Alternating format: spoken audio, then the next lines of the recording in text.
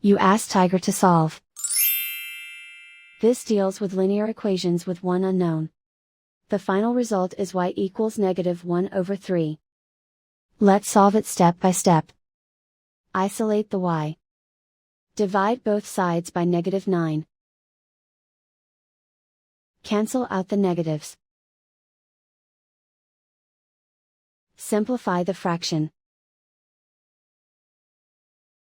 Move the negative sign from the denominator to the numerator. Find the greatest common factor of the numerator and denominator. Factor out and cancel the greatest common factor.